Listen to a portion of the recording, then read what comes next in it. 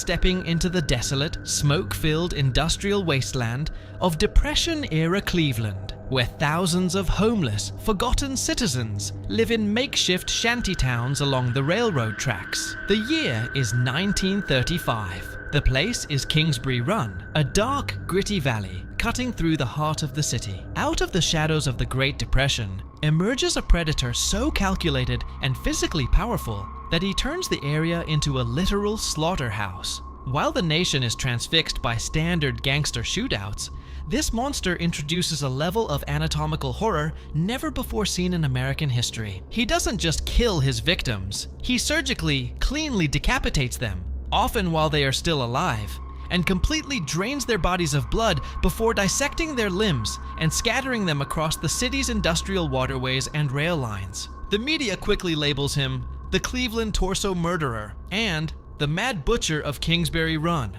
For 3 agonizing years, he openly mocks the local government, leaving his macabre, faceless trophies in plain sight, challenging the city's most legendary crime fighter to a deadly game that would ultimately push the boundaries of early forensic science to its absolute limits. The horror of the torso murders was defined by the complete anonymity of the victims and the psychological breakdown of the law enforcement hunting him. Between 1935 and 1938, the butcher was officially credited with 12 brutal murders, though modern experts suspect the true count is closer to 20.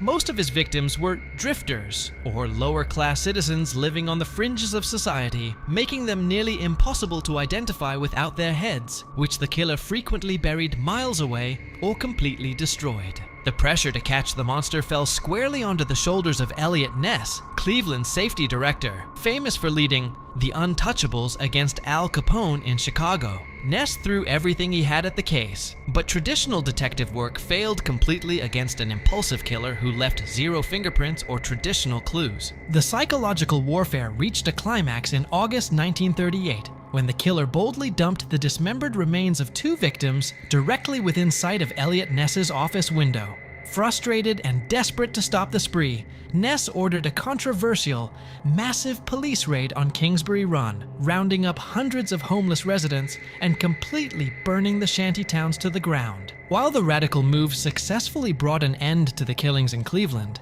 it heavily damaged Ness's public reputation and failed to unmask the killer. Investigators strongly suspected a highly educated, eccentric doctor named Dr. Francis E. Sweeney, a World War I medical vet who possessed the exact surgical skills required to dissect human bodies so cleanly. Sweeney also happened to be the first cousin of Ness's chief political opponent, making a high-profile arrest highly sensitive.